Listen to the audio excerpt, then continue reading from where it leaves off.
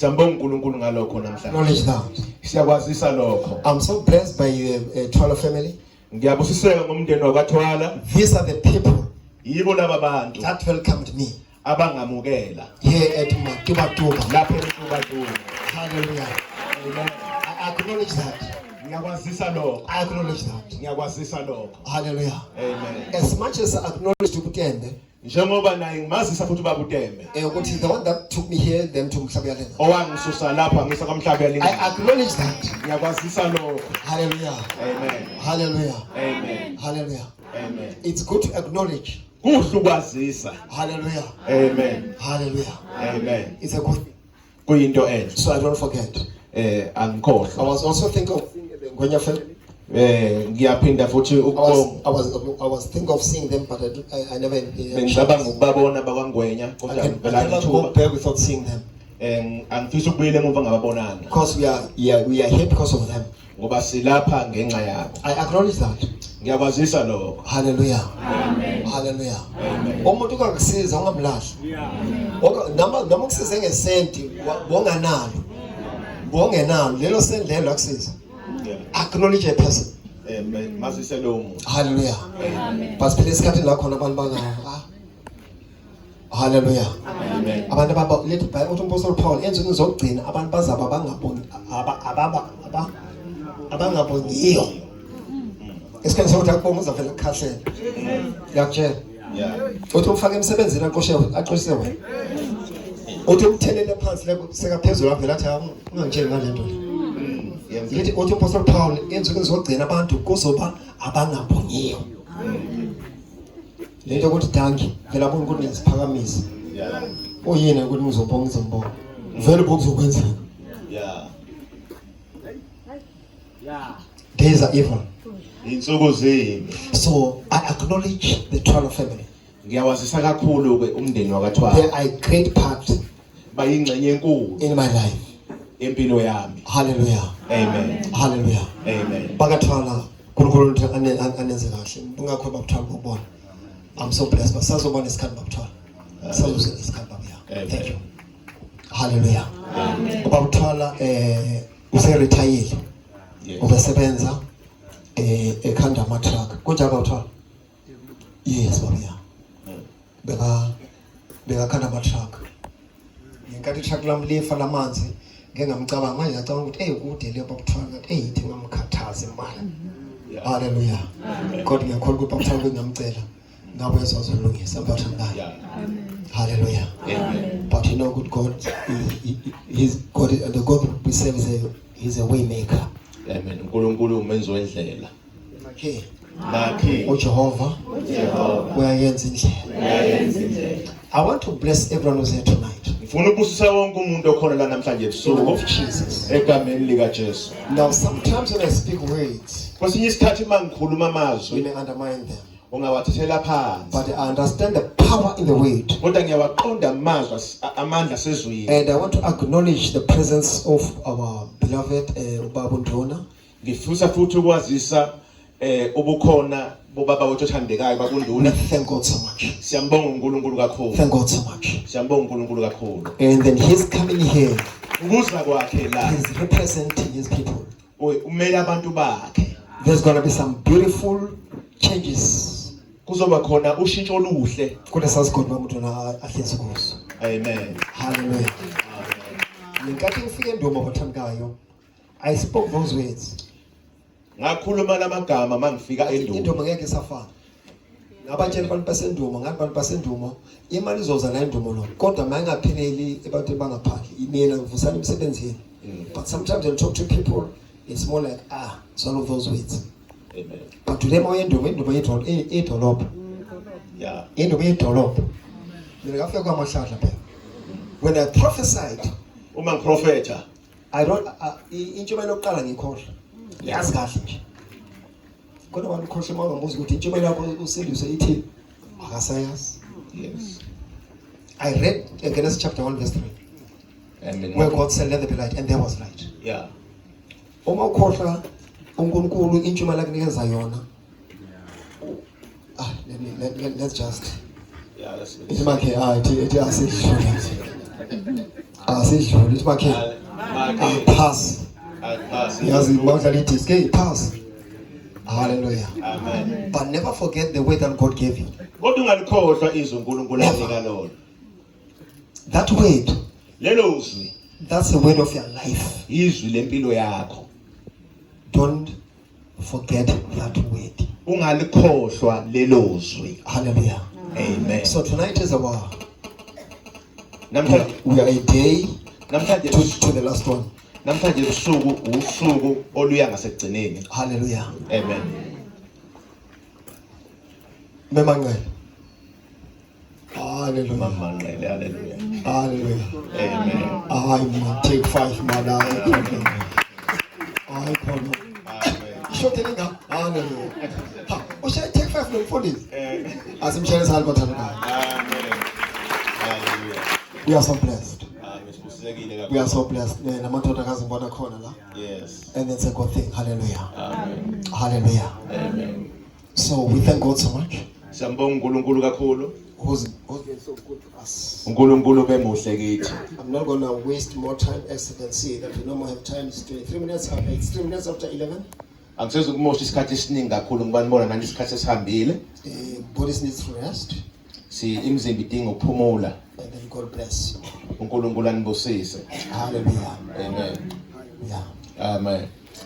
We are left a few years, but I'm done. Sesisalelwe nje iminyaka emincane embalwa. Jesus is coming back soon. uJesu uyabuya He's coming maduzane. back soon. Uyabuya maduzane.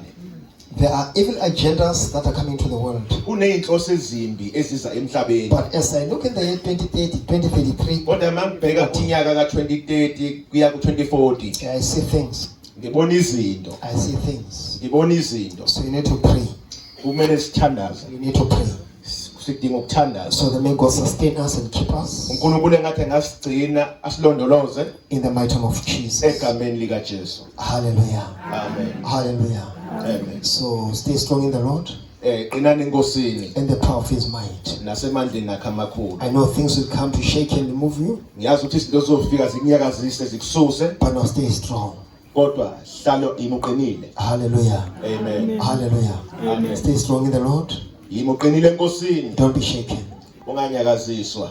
You can hear some things that are going to shake you, Ungazizwa izinto ezongiyakazisa but because you're a giant, kodwa ngenxa yokuthi uyisiqhaga stay strong. yima nje ngamandla. Hallelujah. Amen. Kunofasi bamtshela babu ponjana kamtshela bona some years some time back. Athi kwafika umfundisi noma elona azomisa itende lapha ya ekamatuthwana makamatuthwana lokwahlala usuku olulodwa wathi uzenza uzona kwenzakala ngomponjana wathi uzenza uzona Yeah. wahlala usuku olulodwa ekseni wavela Hallelujah. amadimoni yabaza abantu. Yeah. Emakhe Makhe. kuhle kwaziwa uJehova. Kuhle kwaziwa uJehova. Hallelujah. I'm not going to be long because I'm tall. Angizukuba mude ngoba vele ngimude. Oh. Okay? Angizukuba mude ngoba vele ngimude. Hayibo. Izizulu. Cela ngithi ibuku. Sishintshe yona. Sithini? Angizukuba mude ngoba vele ngimude.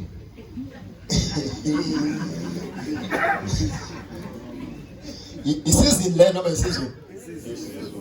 Omyabayi bathi isizini nje. Yazi lapha bathi isizini.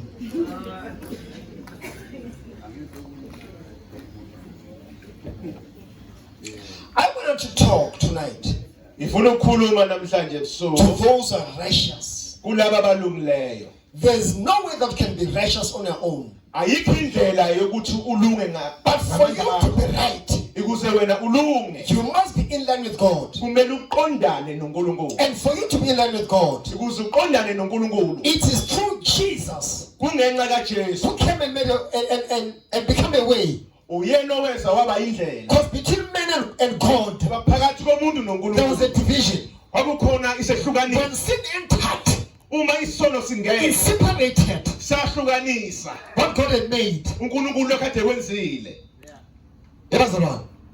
Sin came isono seza to divide, sahlukanisa to make a border ukwenza umngcele between God and man.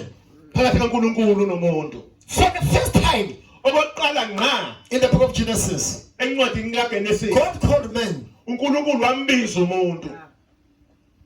For the first time, Okokuqala ngqa all along, sonke lesi when sikhathi God went to the Garden of Eden, uNkulunkulu eyensimini yase-Edeni he was just getting there with a smile. ubekade eyingenela nje I'm eyihlekele going to see my creation. ethi ngiyobona umngani wami indalo yami My creation, ngiyobona indalo who yami is made like me. eyenziwe ngomfanekiso But for wami. the first time, Kodwa okokuqala ngqa a question rise from God. umbuzo uNkulunkulu waqhamuka, Where are you? ukuphi?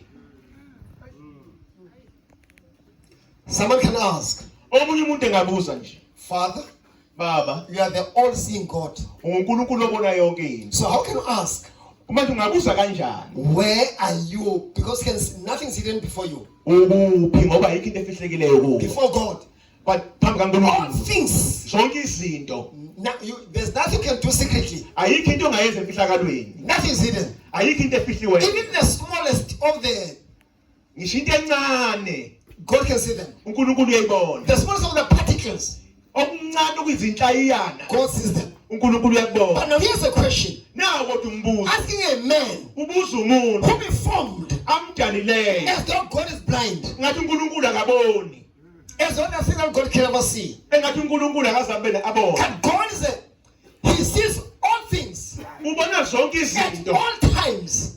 ngaso sonke isikhathi. Nothing can blind God. Ayikho into uNkulunkulu engamdlula engayiboni. When David speaks, Umuntu afike he ekhuluma says, where can I go from you? uthi ngasuka ngisholephi kuwe, Where can I run? ngabalekela kuphi? But in the Garden of Eden, Ngoba ensimini yase-Edeni we see God asking a question. kodwa sibona uNkulunkulu ebuza umbuzo, Where are you? ukuphi Adam. Adam? For the first time, Okokuqala ngqa I can imagine the shock ngathi ngiyabona of the angels. ingelosi izimangala, The man whom God uNkulunkulu umuntu amdalile has made enzile after his likeness. enziwe ngomfanekiso wakhe. Where are you? Ukuphi?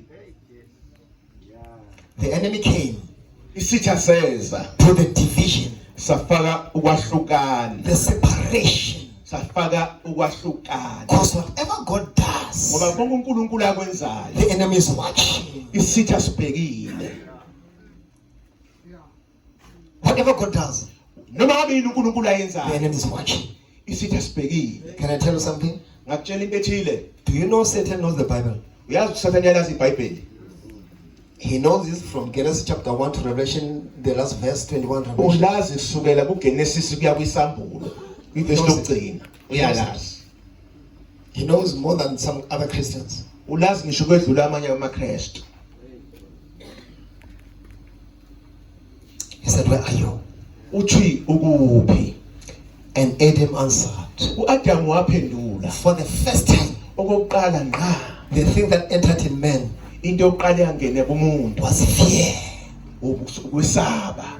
He said, I feared. Wathi ngiyasaba, ngesabile. As you can see, fear is dominating today. Njengoba ubona ukwesaba kukhona namhlanje kugcwele. The first that man said, Okokuqala ngqa umuntu wathi, I heard a voice. ngizwe izwi, I fear. ngase ngisaba.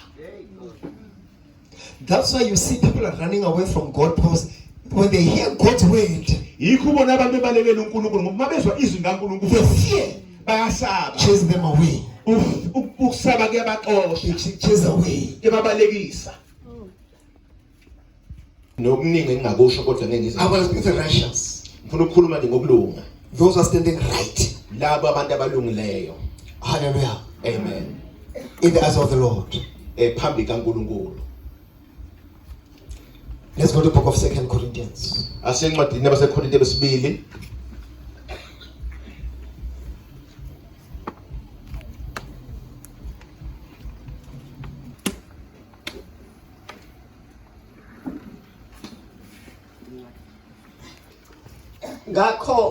ngakho singamanxusa kaKristu Akusikhuleni sonke. ngakho singamanxusa kaKristu Asikhuleke sonke. ngakho singamanxusa kaKristu Akuthi makhi.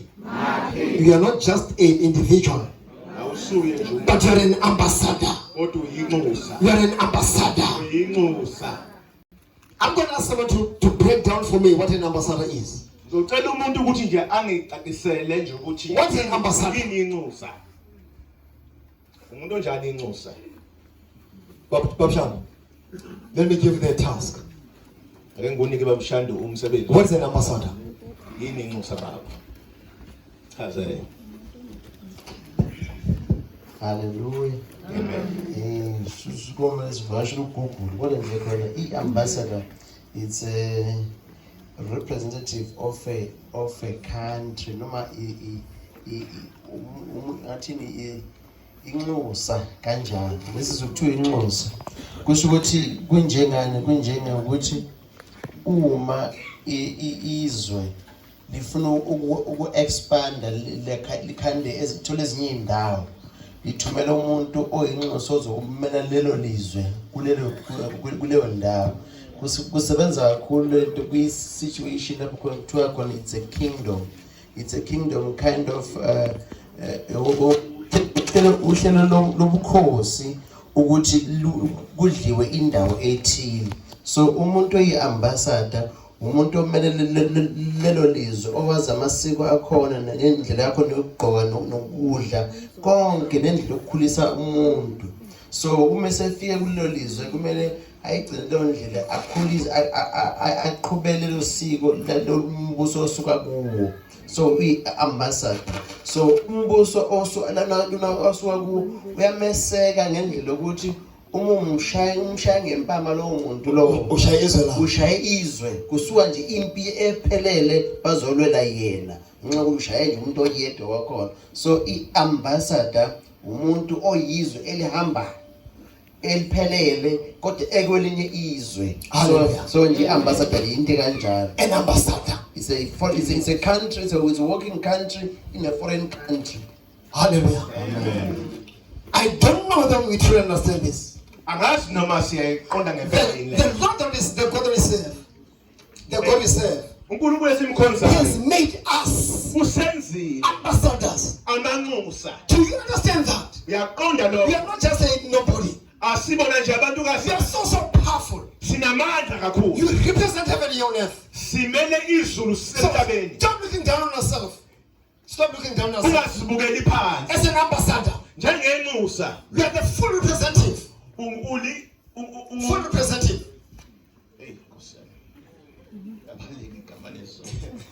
ungummeleli ophelele Hallelujah. Of heaven. And the Bible says, iBhayibheli we lithi are. sibo Ake sitshele nti mina nginxusa mina. ngiyinxusa Nginxusa mina. ngiyinxusa Mina lo. mina lo Nginxusa mina. ngiyinxusa I'm an ambassador. ngiyinxusa mina Now, an ambassador inxusa is a person umuntu who is not in this country, ongekho ezweni but lakhe in another country, kodwa kwelinye izwe and is standing or representing kodwa emelele imizwa his country. emelele And izwe lakhe if maybe a South African uma South Africa is in America, ese-America and then things happen in America, bese izinto zenzeka and then e-America he runs to the ambassador, abalekele enxuseni or they want to arrest him, bethi bafuna ukumbopha and then once he can enter the ambassador, uma eke wanyathela laphana kwinxuseni when he enters there, wazi wangena khona they don't have any power, abasenamandla because now in another country, ngoba usekwelinye but izwe in their land, kodwa ezweni labo embassy. yeah. Remember, say to us, banks of high 5, man high 4. No, there's an embassy. An embassy is South Africa in Zimbabwe. No, none of my good peace. yeah. Hallelujah. No more something, no more. Yes. Hallelujah. And good my embassy. I must walk in my embassy. Yeah. Hallelujah. And then what can touch? wazothinta Hey, the ambassador. lapha enxuseni You touched the whole country. uthinte lonke izwe Now, we are children as God's children. thina njabantwana That's bakaNkulunkulu what God says. yikuNkulunkulu ethi Don't touch my anointed. ungathinti abagcotshiweyo bakho Because I'm my ambassador. ngoba bangamanxusa They abo are standing for heaven bamele izulu here on earth. la So emhlabeni. you demons, Wena madimoni your wishes, nina your abathakathi poverty, nina your sickness, nina kukhulu don't touch ningabathingi my ambassador. amanxusa He abo represents me ngoba bamele here mina on earth. la emhlabeni. I've chosen him to be Ngibakhethile an ambassador. ukuthi babe He's ngamanxusa. covered Bamboziwe in the bamboziwe embassy. lapha endlini yamanxusa. Hallelujah. Amen. Esibhodini Any sakhe. South African Wonke umuntu in oseNingizimu any Afrika country, uma esekwelinye when is an ambassador, la kunendlu khona if name has yamanxusa. done something Uma kukhona and they go to yezindlu the embassy, bese balekela leyo. what can enter this Uma line, nje mewangena khona and we are protected. usuvikelekile. Even though they've got guns, Noma bephethe they ibhamu cannot shoot you. ngeke besakwazi They cannot arrest you. ngeke bekwazi. Then the Bible says, Ngoba iBhayibheli you and I mina are nawe the ambassadors. singamanxusa. Stop looking down on yourself. Biyekela ukuzibukela phansi. Stop looking down on yourself. Yekela ukuzibukela phansi. When God sees you, Ngoba uNkulunkulu He ubheka sees wena. a representative Ubona ummeleli here wakhe on earth. lapha Because emhlabeni. God can never come and you can never see God. Ngeke umbone uNkulunkulu. But God is in us. Kodwa uNkulunkulu kithi In my key. manje The ambassador, man. ngiyinxusa mina. Hallelujah. The Bible says, iBhayibheli we have lithi God's ambassadors. singamanxusa kaNkulunkulu. How can you be God's ambassador? Ungaba kanjani inxusa By kaNkulunkulu? being born again Ngokuzalwa by the kabusha blood of Jesus. ngegazi likaJesu. It does not happen automatically. Akwenzeli noma You kanjani. must be born again. Kumele uzalwe kabusha. That's why Jesus said to Nicodemus. That's why Jesus said to Ingakho Nicodemus, Jesu athi you kuNikodemu must be born again. kumele uzalwe kabusha. It's a must. You've got Kuyimpoqo. no choice. Awunaso In John esenye. chapter 3, Kuyimpoqo. he says you must be born again. Uthi kumele For uzalwe. you to represent my country, Ukuze ukwazi ukumelela izwe you lakho. don't just become one. Awuveli nje ube There's ummeleli. a being an ambassador. Kunento ezwi Now the Bible says, inxusa. iBhayibheli lithi therefore, ngalokho we are the ambassadors for Christ. ningamanxusa kaKristu As though God. njengoba Hayi uNkulunkulu. bazalwa silana uNkulunkulu siphakamisile. Ngicela lelo verse lelo. Ngakho singamanxusa kaKristu ngokungathi uNkulunkulu unxusa ngathi Ngokungathi uNkulunkulu umusa ngacaba ngokungathi uNkulunkulu umusa ngathi ngokungathi uNkulunkulu umusa ngathi. Can you imagine that promotion? Can you imagine that promotion? Yeah. That acknowledgement. Lokho kwazisa lokho. Hallelujah. That's why God is jealous about you. uNkulunkulu enomona. He's not jealous about you. Enesikhwele ngawe. Hallelujah. Amen. He doesn't want anything bad to happen to you. Akafuni into embi yenzeke Because kuwe. you're an ambassador. Ngoba uyinxusa You la. represent heaven. Omelele izulu. Hallelujah. Amen. The Bible says, iBhayibheli they're lithi the ambassadors singamanxusa of God. kaNkulunkulu. Hallelujah. Amen. Hallelujah. Amen. This is so powerful. Lento inamandla. I'm talking to ambassadors. Sithi singamanxusa. I was eating like ingosa me. Njena nginxusa. Eating like ingosa me. Mina nginxusa. Eating like ingosa. Eating ngenziwe ngaba ingosa me. Singaba inxusa. Hallelujah. Hallelujah. Now, since you're the ambassadors, Njengoba singamanxusa. there's a life you must live. Kunempilo okumele uyiphile. You don't just live like any person. Awuveli uphile isinomi kanjalo. You live the life of ambassador. Uphila impilo yokuba yinxusa. Hallelujah. Amen. Hallelujah. Amen. The cars you're driving, Imoto esishayelayo that's not from your money. asiveli ngemali. It's from your country. Because you're an ambassador. ngoba uyinxusa. Ziyinxusa. The ambassador, Amanxusa. you are being supported in every way. Imoto esishayelayo uma uyinxusa. The things are heavy. Sakhona. Ha. Udrive You're an ambassador. In my case, you're ambassador. You're an man. Uyinxusa. Ngondliwa izulu man. Ngondliwa izulu. Unakekelwa izulu. Nginemali evela ezulwini. Ukudla kwami kuvela ezulwini. Ukudla kwami kuvela ezulwini. Hallelujah. As an ambassador. Njengenxusa. Hallelujah. Amen. Sifundele lelo verse. ngakho singamanxusa kaKristu ngokungathi uNkulunkulu unxusa ngathi Ngokungathi uNkulunkulu unxusa ngathi. Lalela nje ngokungathi uNkulunkulu cabanga. Singabantukazana nje. Hallelujah. Amen. I want to strengthen you in faith tonight. Hallelujah. Hallelujah. Amen. What is impossible with man Okungenzeki kubantu is possible with God. kuyenzeka kuNkulunkulu. But sometimes, Kodwa kwesinye isikhathi along the way of life, ngenxa yendlela yokuphila Things happen. izinto ziyenzeka. We can see this bottle Uyalibona leli bhodlela standing limile, upright. limile. Hallelujah. Amen. Let's read Proverbs 24:16. Sifunde Izaga 24:16. 24:16. Kunomuntu lapha kwethu ulinde promotion. Your promotion is coming. I see a promotion. I see a promotion. I see a promotion is on the way.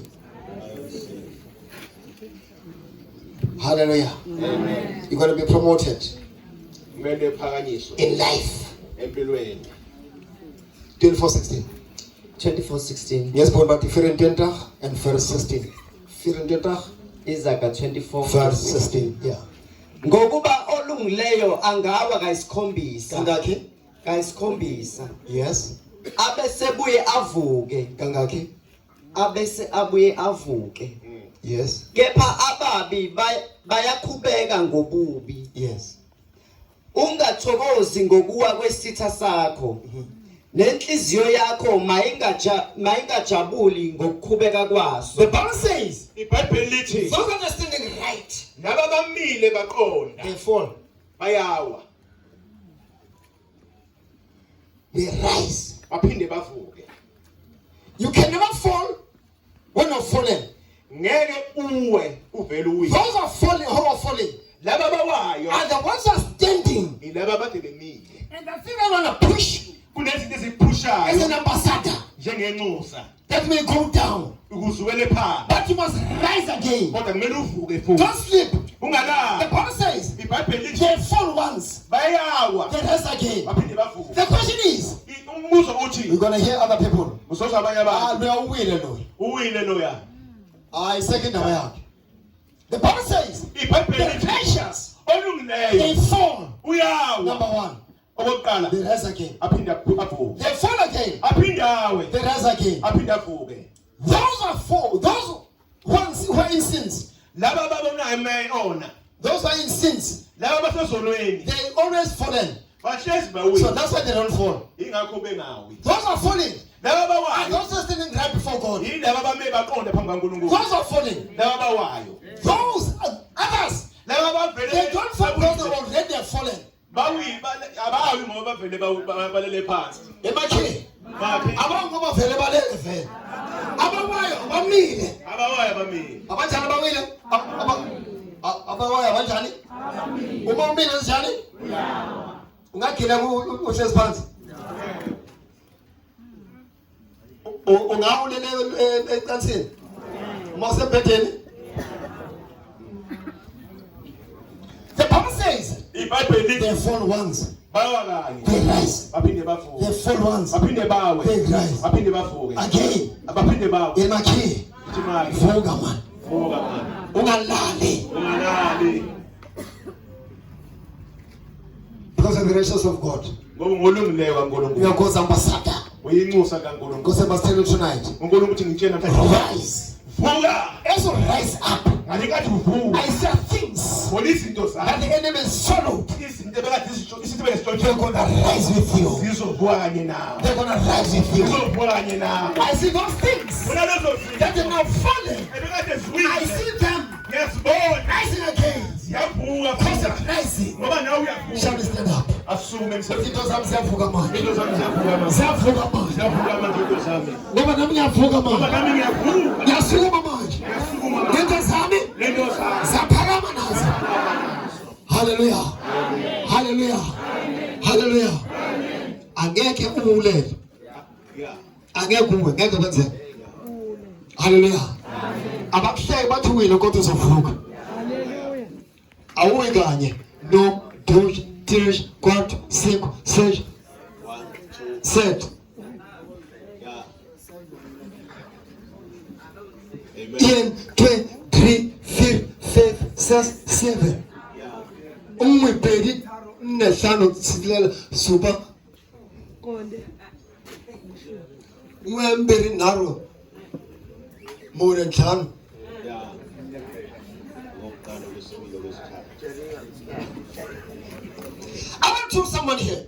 Ukukhuluma nomuntu namhlanje. You've fallen. Uwile. But God must tell you this. Kodwa uNkulunkulu angikutshele lokho. Rise up Uka like a giant. njengesiqwaga. Don't sleep. Ungalali. Time is no more. Isikhathi asekho. Time is short. Isikhathi sifishane. God is calling. uNkulunkulu uyabiza. You are tripped.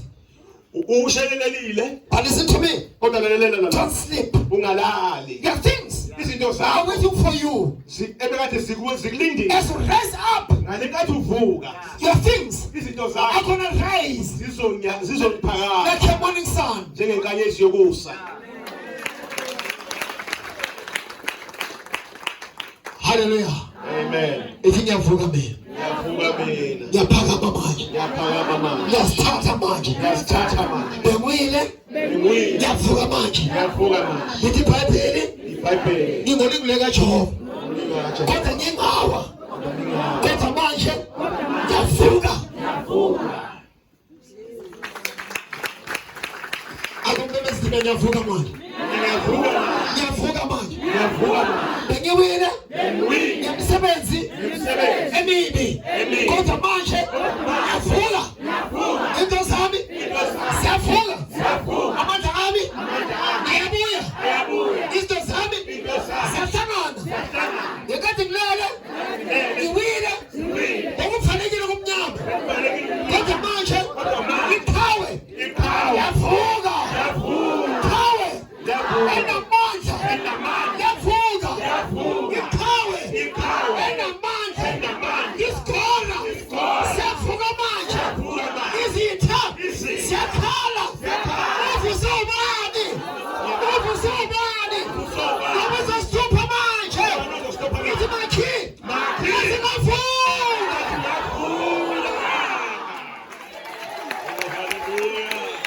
Imakhi. Asingavuka. Ithi mina ngivukile manje. Izinto zami ziyavuka manje. Ziyavuka into zami manje. Ithi ngivukile. Angani ngingawa. Kodwa ngiyavuka manje. Namandla ami ayavuka. Amandla ami into zami ziyavuka nazo. Iqhawe namandla uma livuka izitha ziyakhala.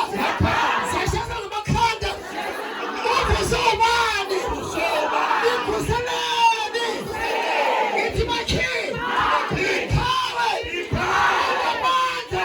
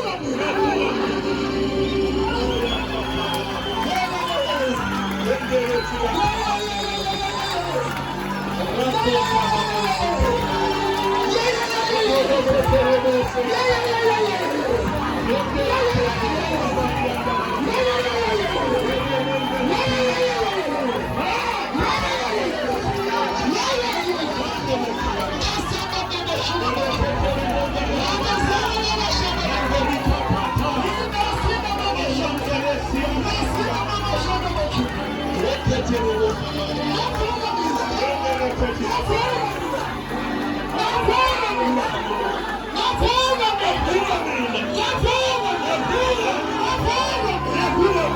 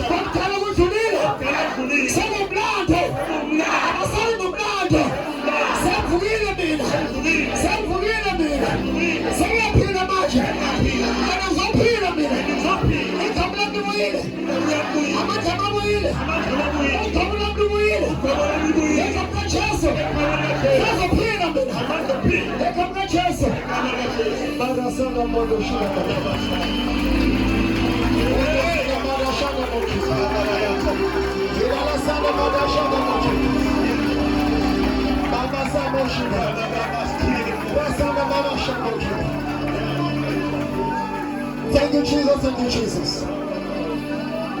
Thank you, Jesus. Thank you, Jesus. I see somebody's rising. Somebody's rising.